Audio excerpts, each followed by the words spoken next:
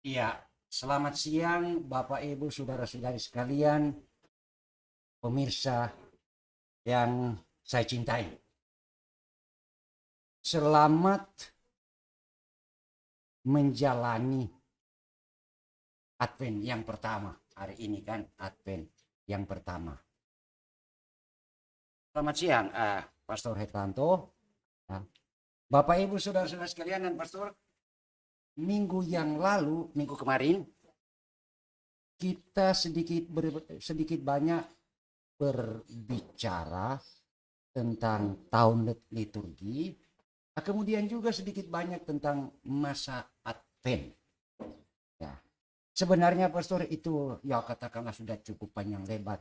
Tetapi itu saya masih ada beberapa pertanyaan yang saya rasa itu ya saya ingin tanya Pastor. Apa itu Ketika, ya? ketika Pastor katakanlah memberikan penjelasan tentang masa Advent dan iya Pastor menjelaskan dan saya tangkap bahwa sebenarnya Advent ini yang kita rayakan itu ya katakanlah tidak lepas dari tradisi. Tradisi. Dan memang saya pikir-pikir juga Pastor kalau mau lihat di kitab suci ya, tidak ada yang secara eksplisit eh, katakanlah menyebut ini soal Advent. Ya.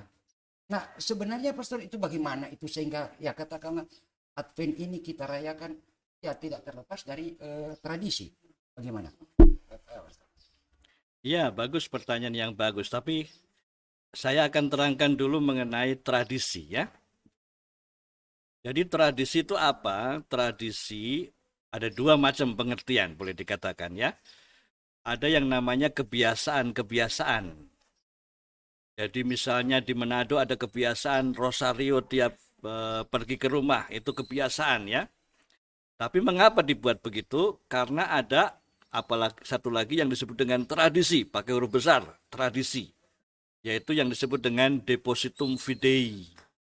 Itu depositum fidei berarti perbendaharaan iman. Jadi apa? Itulah yang diteruskan terus-menerus sesuai dengan katanya tradere, diteruskan terus-menerus dari sejak awal gereja sampai sekarang. Mengapa diteruskan terus-menerus? Itu karena tradisi berhubungan dengan harta pusaka iman. Nah, sekarang masalah Advent ini ya. Advent boleh dikatakan merupakan tradisi gereja karena dengan dirayakan, dengan dibuat, maka ada satu harta pusaka iman yang mau direfleksikan. Dan itu sudah dari dulu, ya dari sejak bahkan kedatangan Kristus. Apa yang terjadi sebelum datangannya Kristus? Orang menantikan Mesias. Yesaya menantikan Mesias ya. Nabi-nabi mengatakan nanti akan ada seorang bayi Ya, itu ya, ramalan itu para nabi seperti ya, itu, Pastor. ramalan para nabi ya. Begitu terus nanti dekat-dekat dengan Yesus ada juga apa itu? Yohanes Pembaptis mengatakan ya, luruskanlah jalan Tuhan ya, yang berlekuk-liku ya akan diluruskan, yang berlobang-lobang ditimbun ya, diratakan. Dan apa yang terjadi itu seruan ya, Advent ya, Advent dia akan ada yang datang. Nah, ini depositum fidei. Jadi ketika orang bertemu atau masuk di dalam masa Advent, yang diingat adalah kita ini menantikan ya seorang penebus ya, seorang seorang juru selamat, dan itulah lalu menjadi tradisi yang tidak bisa tidak ya. Nah, tradisi itu ada juga apa yang disebut dengan depositum fidei-nya dan ada yang disebut dengan institutio Christiana. Itu apa? Itu bagaimana yang namanya tadi depositum fidei dirayakan, dihayati, dihidupi. Nah, inilah termasuk Advent itu bagaimana yang tadi inti tadi dirayakan dan dihidupi. Itulah lalu menjadi tradisi gereja Advent itu. Oke, terima kasih Pastor. Nah tadi pada bagian akhir Pastor pas masih menyebut merayakan. Saya ingat minggu kemarin itu ketika berbicara tentang Advent ini, Pastor juga sudah jelaskan bahwa ini tidak terlepas dari ya kita menantikan kelahiran ya, Hmm. yang masa lampau sudah terjadi. Hmm. kehadiran atau katakanlah kelahiran Yesus di masa lampau, kemudian masa sekarang, dan yang ketiga yaitu yang kita nantikan kelahiran ya nanti ketika Kristus datang untuk apa itu kedua kalinya. Iya, iya. Pastor begini, dan ini juga seringkali mengganggu umat Katolik, terutama kalau ada pertanyaan dari katakanlah golongan lain yang artinya begini Pastor, kan di golongan lain katakanlah Protestan, ya tidak semua, ada yang tidak merayakan Advent ini, langsung saja merayakan Natal. Sebaliknya ada juga golongan yang cuma justru Advent terus. Secara logika Pastor saya pikir begini, lucu juga ya Pastor, kok kita mau merayakan sesuatu yang sudah lampau dan menghadirkannya seolah-olah itu memang seperti Kristus kita masih nantikan belum lahir. Padahal fakta Sudah ada. lahir. Ya. Kita dan ini masa lampau itu ya menurut yang gereja katakanlah ajak kepada kita bukan sekedar memperingati, tapi memang kita membayangkan seolah-olah itu memang Kristus baru akan lahir. Ya padahal sudah lampau. Bagaimana Pastor itu? Supaya kalau umat sebelah bertanya, paling tidak umat ya memberikan sedikit penjelasan kenapa. Oh ya, itu ya tentu kita tidak usah harus karena tetangga karena itu ya, tapi bagaimana kita rayakan. Jadi bagaimana orang Katolik merayakan itu, mengisi masa Advent ya. Memang di dalam Adventus itu ada 3 yang direnungkan ya. Yang 3 itu, yang pertama tentu yang sudah lampau, tadi yang dikatakan sudah lahir ya. Maka itu nanti di dalam perayaan Natal itu ya kita merenungkan apa yang terjadi pada gembala-gembala, pada Maria, pada Yosef dan sebagainya ya. Jadi itu merayakan ya, itu. Lalu yang kedua, kedatangan yang akan datang akhir zaman. Tapi yang ketiga yang juga sangat penting adalah merenungkan, mempersiapkan diri atau juga membuka hati untuk kedatangan Tuhan yang setiap saat. Ya, ini dia. Nah 3 ini tidak boleh dipisah-pisah. Ya, 3 ini tidak boleh dipisah-pisah. Kalau dipisah-pisah maka akan muncul pertanyaan tadi. Ya, pertanyaan kok sudah datang kok masih di ini lagi. Nah, ini dia. Itu membuat kita juga pada mengapa kita Advent perlu, karena kita perlu juga merenungkan siapa sebenarnya yang kita rayakan. Ya, sebenarnya siapa yang kita ini. Jadi kita tidak langsung membuat pesta untuk yang sudah datang itu, tapi kita juga perlu merasakan ya bagaimana orang menantikan juru selamat itu.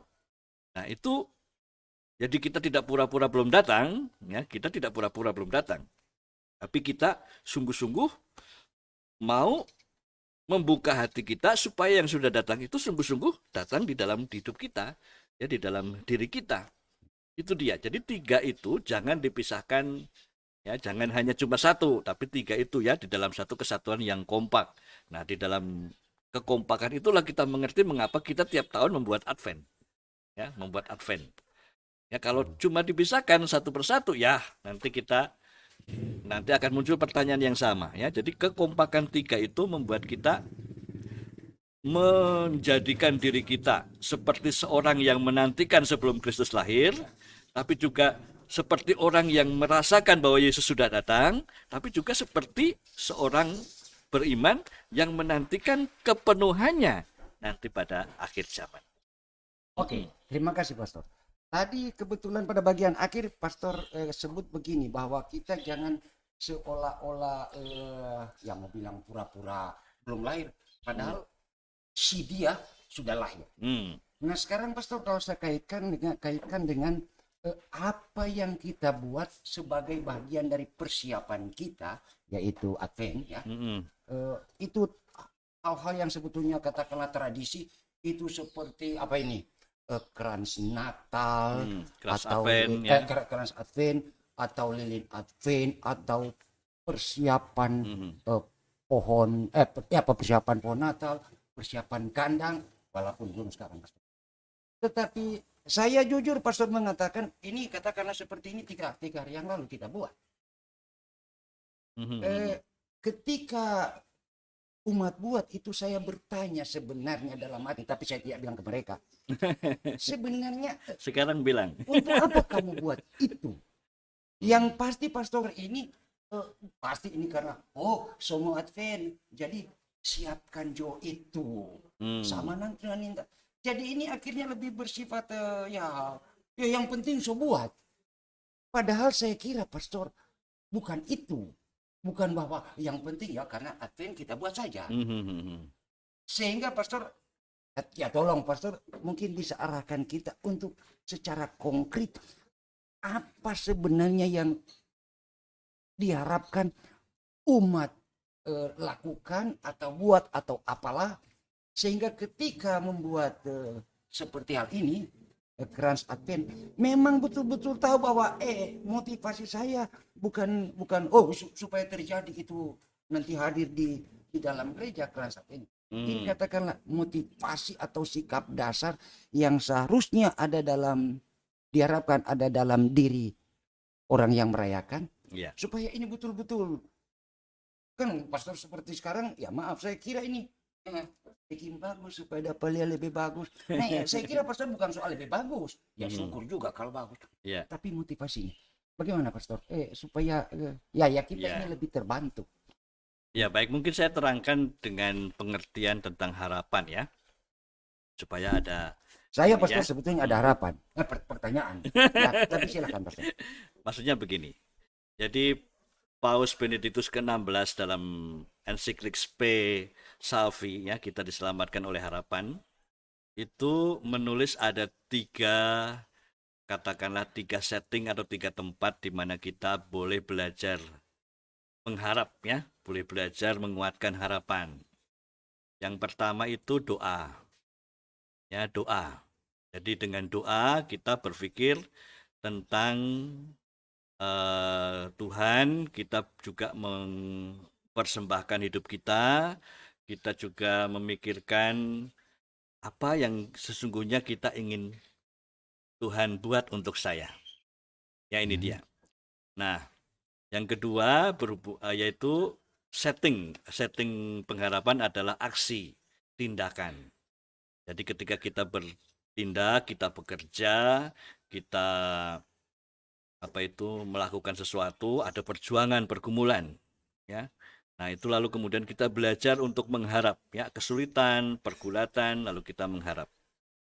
Lalu yang ketiga adalah kita merenungkan di dalam masa pengharapan itu akhir dari pengharapan kita.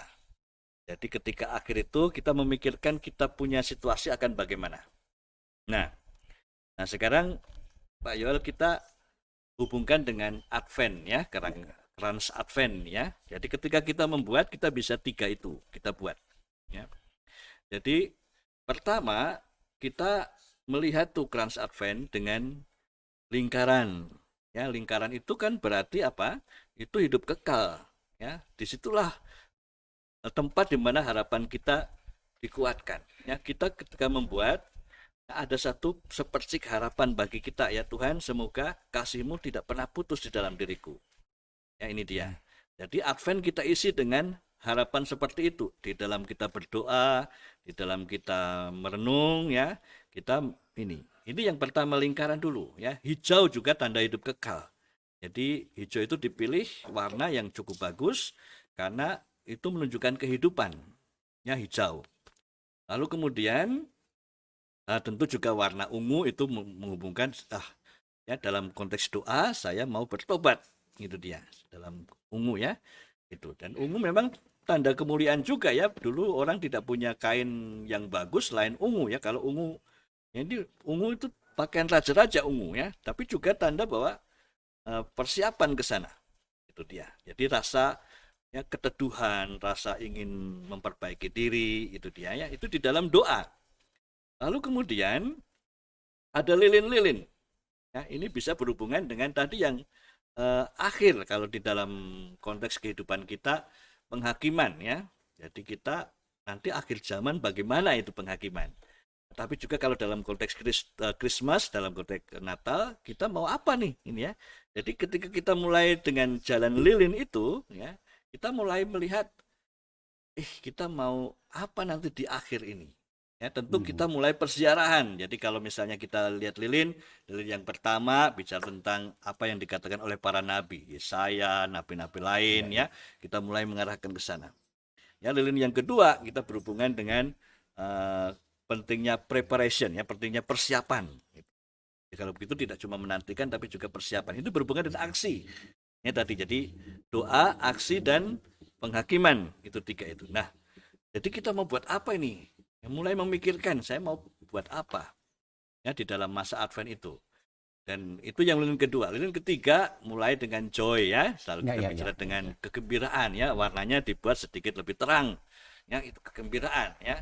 Itu di sana. Tapi juga lilin yang berhubungan dengan keterbukaan Maria ya, itu dia. Kita belajar di sana. Lalu kemudian yang keempat itu Yohanes Pembaptis ya. Nah, itu seringkali di dalam liturgi bacanya diganti, ditukar ya. Nah, ini dia ketika kita melihat krans Advent ini, kita ya, jadi simbolnya cukup dalam. Untuk saya sangat senang dengan ini karena kompak lalu membuat kita ya padat simbol ini ya, membuat kita tahu apa yang kita harapkan, tapi juga apa yang harus kita buat ya. Jadi memang itu, jadi tadi dikatakan ya hanya buat saja, hanya sementara itu ya. Nah, tradisi itu tidak bisa tidak bisa bermakna ya, tidak ada hubungannya, tidak ada gunanya kalau tidak dimaknai. Ya, itu dia. Kalau tradisi Trans Advent juga hanya sebagai hiasan, itu tidak berguna. Tapi namanya simbol ya, itu dari simbol lain berarti ada banyak makna yang dimasukkan di sini. Nah, itulah Trans Advent akan sangat berguna bagi kita. Baik, Pastor. Saya ingin melanjutkan apa yang Pastor sudah uraikan tadi. Pastor menyebut itu 4 ya. Itu mulai dengan harapan sampai yang terakhir kedamaian. Jadi pertama harapan, katakanlah minggu pertama, minggu kedua itu apa itu? Kesetiaan dan cinta. Ya, kalau saya baca saja itu. Yang ketiga itu sukacita atau gembira. Yang keempat perdamaian. Ya, yang terakhir sukacita, kasih ya, cinta. Ya. Saya pikir Pastor begini. Ya maaf, ini lebih pribadi. Tentu ini tidak terlepas dari si tokoh, yaitu Yesus. Entah sifatnya atau pengalamannya sebagaimana kita baca di kitab suci. Sehingga ya maaf Pastor, saya mau tanya, kok kenapa 4 ini yang katakanlah diangkat oleh gereja untuk kita berikan perhatian khusus? Kenapa, sekali lagi Pastor maaf ya, kenapa misalnya kita tidak bilanglah kelima, karena 4 so ada, tentang kesederhanaan. Terbayang saya Pastor, Yesus itu ya di tempat sangat hina tuh, kandang binatang, seperti itu. Kesederhanaan ataupun kerendahan hati. Sorry Pastor, ini mungkin lebih bersifat teknis, tapi kenapa itu tidak ditonjolkan seperti kesederhanaan sebagai bagian dari persiapan? Itu Pastor.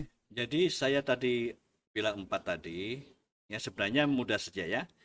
Iman, harapan, iman, dan cinta. Di tengahnya ada sukacita. Ya, jadi iman yang pertama, harapan, lalu kemudian iman, lalu kemudian sukacita, dan kasih. Iman, harap, dan kasih Pastor ya. Jadi iman, harap, dan kasih. Tapi sekarang harapan, iman, dan kasih. Jadi bukankah itu yang menjadi keutamaan kita ya? Jadi seringkali apa yang menjadi karunia orang beriman itu 3 hal itu. Di yang lain-lain ya tidak ditinggalkan, yang lain-lain akan dimasukkan di sana ya. Iman, harapan, dan kasih. Ya. Tidak ini. Dan apa yang terjadi? Sukacita. Ya, di dalam tradisi atau di dalam kebiasaan juga seringkali memang ditempatkan juga di bagian tengah ada satu lilin putih. Ya, itulah lambang Kristus. Ya, jadi itu biasanya ditaruh situ ya. Ada juga, tapi yang kita pakai seringkali hanya 4 saja, ya.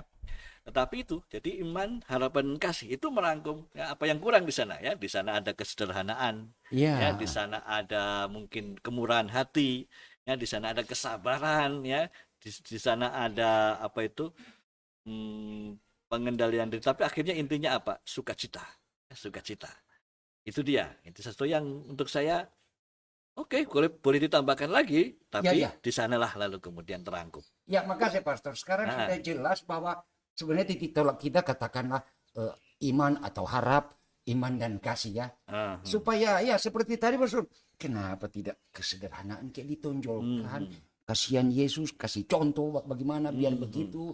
Padahal dia katakanlah ya penyelamat kok lahir di kandang, gimana toh? Nah, iya, nah iya, benar. Pastor, pada akhirnya sekarang saya mau sedikit bertanya yang tadi saya bilang saya sebetulnya ada pertanyaan yaitu tentang justru yang hari ini kita rayakan, katakanlah kita mempersiapkan diri ya dengan penuh harapan. Ini kan hari pertama Pak, Iya, minggu iya, pertama. iya.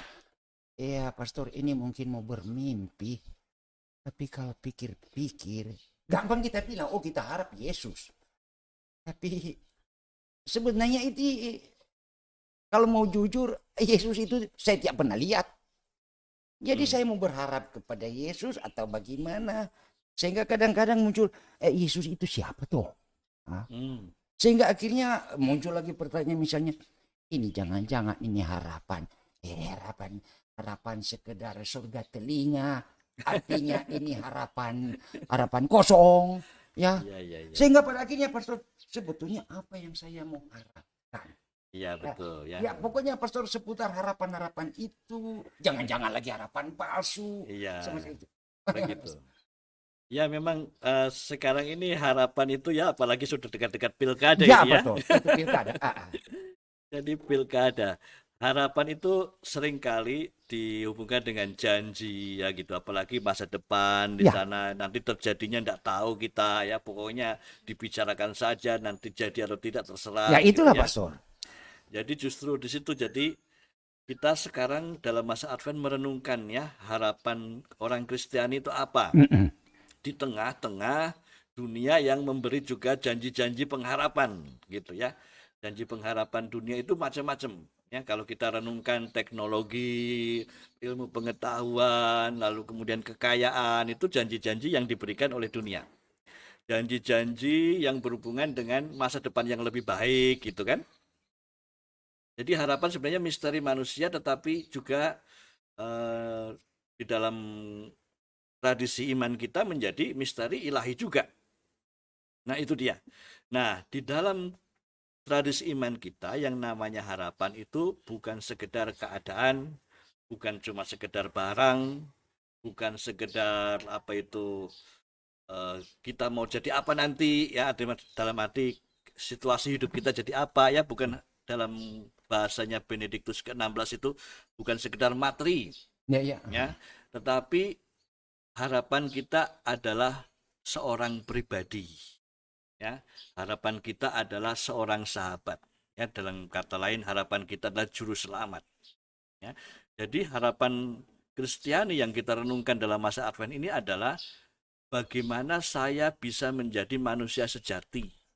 Bagaimana saya bisa menjadi selamat. Bagaimana saya bisa menjadi orang yang apa itu sungguh-sungguh baik sesuai dengan citra Allah sendiri. Nah, harapan ini ya dipenuhi ya bukan hanya oleh barang dan benda, bukan hanya oleh situasi, tetapi oleh seorang pribadi juru selamat yang datang dari Tuhan sendiri. Dialah ya Immanuel, ya, dialah Yesus juru selamat. Nah, kalau kita melihat di sana maka kita tidak hanya berpikir tentang nanti mau makan apa di perayaan Natal, kita mau apa itu pakai baju apa, kita mau senyum bagaimana, kita mau bagaimana tidak. Tapi lalu pertanyaannya lebih dalam lagi. Saya mau jadi apa? Ya, melihat Yesus yang di bayi di kandang sana, dia akan bertanya, "Loh, saya juga manusia ini, saya juga apa itu pernah jadi bayi kecil. Ya, sekarang saya begini. Apakah saya bisa menjadi manusia sejati atau tidak?" Dan di sana lalu keselamatan. Ya itulah namanya juru selamat. Juru selamat lalu berhubungan dengan apa? Bukan tentang kesejahteraan makan dan minum ya. Ingat, kerajaan Allah bukan cuma makan dan minum, tapi sesuatu damai sejahtera ya, yang membuat saya damai. Kenapa? Karena apa? Jati diri saya berubah. Jati diri saya menjadi sejati. Nah, ini Natal ini mengingatkan kita ya, juru selamat itu bukan cuma memberikan kepada kita harta dan materi, tidak. Juru selamat membuat kita manusia yang hilang ini boleh kembali ya, ke hakikatnya, ke citra Allahnya, kembali ke sana. Ya, Pastor, Nah. tapi itu berarti mengandaikan bahwa orang itu, ya katakanlah kita ya, memang betul-betul percaya, beriman bahwa ya bahwa Yesus penyelamat. Sebab kalau itu semua sekedar penyelamat, mau selamatkan apa? Ya, Karena ya. belum jelas ya, Pastor. Artinya bukan konkret itu, tetapi ya sudah kita boleh terangkan panjang lebar, tapi jadi berarti dasarnya karena memang iman. Iya, Ya. benar. Kalau benar. tidak beriman ya percuma. Hmm, Nah, Pastor, minta maaf, Pastor. mhm. Ini sengaja saya tengok-tengok jam. Kita rupanya ini sudah sedikit so mendekati. Tapi Mendekati akhir, ya. akhir. Tapi Pastor, biar singkat saja, Pastor. Bahwa begini ya, akhirnya toh kita mengenal juga itu Advent itu sebagai masa pertobatan, ya, untuk mempersiapkan diri. Padahal Pastor, kita prapaskah juga itu pertobatan. Nah, boleh Pastor sedikit penegasan pertobatan yang bagaimana itu Advent dibandingkan dengan pertobatan yang masa prapaskah. Ya. Oh ya. Jadi katakanlah sebenarnya sih namanya bertobat ya supaya memperbaiki diri. Ya. Tetapi kan tetap ada titik beratnya ini loh, untuk memperbaiki diri, katakanlah dalam rangka menyambut si yang akan lahir. Ini si yang mati. Gimana itu, Pastor? Nah, itu Ya. persis di situ bedanya ya. Jadi pertama, apa yang membuat atau yang mendorong atau yang menemani kita, menemani perenungan-perenungan kita ketika kita melakukan pertobatan. Di dalam masa prapaskah, yang menemani perenungan kita adalah sengsara Tuhan kita Yesus Kristus. Bagaimana Yesus menjadi solider dengan penderitaan-penderitaan kita. Bagaimana Yesus menanggung dosa-dosa kita. Bagaimana Yesus dengan salibnya membuat kita lalu berjuang di dalam perjalanan hidup. Itu dia, itu masa prapaskah kira-kira begitu. Jadi lalu dari sana diharapkan kita mengharapkan kebangkitan, ya gitu. Jadi sengsara lalu kebangkitan. Nah, sekarang sedikit berbeda dari Advent. Yang membuat kita atau yang menemani perenungan kita di dalam pertobatan Advent adalah kedatangan Tuhan. Jadi tadi saya katakan ya, Yesus menjadi manusia supaya manusia boleh menjadi anak Allah. Jadi berhubungan dengan jati diri dari keterciptaan kita. Jadi jati diri manusia itu. Jadi mulai kita bisa bertanya, Yesus itu sabda Tuhan menjadi manusia ya, supaya kita yang percaya kepadanya ya boleh ya diselamatkan ya dan menjadi anak Allah ya. Itu dia ya gitu. Nah, dari situ lalu kemudian perenungan itulah yang membuat kita bertobat ya. Ya. Terima kasih, Pastor. Supaya sekarang ya sebenarnya sih seperti saya bilang tadi, bertobat ya oke.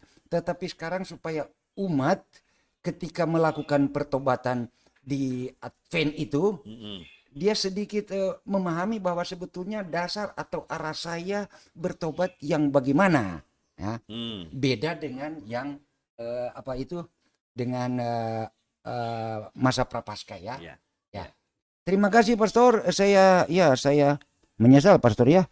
Ini jam sudah selesai.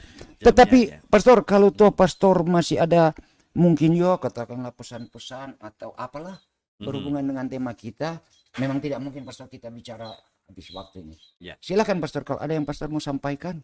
Iya, baik. Jadi saya mau tekankan lagi harapan. Jadi harapan yang kita hayati di dalam Advent itu bukan sekedar informatif ya. Informatif berarti ketika berharapan kita dapat informasi tentang yang akan datang. Itu tidak ya. Tetapi harapan itu lebih bersifat performatif Ya, ini istilah dari Benediktus ke-16, saya senang sekali. Apa artinya? Dengan mempunyai ya atau mengetahui siapa yang mau datang, hati kita diubah. Ya, jadi harapan ini mengubah hidup. Harapan ini mengubah sikap. Harapan ini mengubah kita untuk jadi lebih baik, ya, sesuai dengan citra jati diri kita, sesuai dengan ciptaan Tuhan. Nah, semoga dengan masa Advent ya kita tidak hanya sekedar tahu, tetapi juga apa yang kita tahu mengubah kita. Dan di sanalah perjuangan pertobatan Advent. Tahu dan tahu yang mengubah membentuk hidup. Baik, terima kasih Pastor. Sekali lagi, ya kita terpaksa berhenti. Ya. Ya. Tapi sekali lagi Pastor, saya hanya mau katakan bahwa pertanyaan ini kadang-kadang saya rasa seperti, kok ini pertanyaan gimana ya? Tetapi hal sederhana ini di satu pihak sebetulnya mungkin, bukan mungkin lagi, tapi ini masih belum jelas untuk umat, sehingga akhirnya hal lebih bersifat, ya pokoknya buat saja ya, tanpa sebenarnya tahu makna atau arti atau maksud kenapa saya mau buat seperti ini. Kenapa saya perlu buat itu? Karena ya ada lain lagi, yaitu misalnya perbanyak doa pribadi atau kelompok, kita lagi perbanyak ikut perayaan Ekaristi. Ya ini sebetulnya ya begitu kata, tapi sebetulnya kenapa begitu? Ya maaf Pastor, ini barangkali lebih banyak bersifat buat saja karena ya Pastor saya bilang. Ya. Tapi harap Pastor dengan ini ya, termasuk saya sendiri karena dengar langsung dari Pastor, tapi harap juga para pendengar, Bapak Ibu, saudara-saudara yang dengar ini setidaknya yang sedikit lebih cerah, Ya, supaya minggu depan atau minggu sekarang ini apa arti itu harapan, kemudian minggu berikutnya itu betul-betul lebih semangat, lebih hidup di dalam diri, dan itu berarti ya gimana ya? Ya lebih baik lah. iya, baik. Oke Pastor, terima kasih. Terima Tapi kasih, sebelum ya. Pastor, mari kita boleh pakai masker kan kita. Oh iya Jaga jarak, kita harus Pastor. ini ingat pesan Ibu ya. Jadi Oke, selamat siang Pastor. selamat Terima kasih siang. Bapak Ibu, kita akhiri perjumpaan kita pada kesempatan ini. Kita bertemu sampai minggu depan. Selamat siang.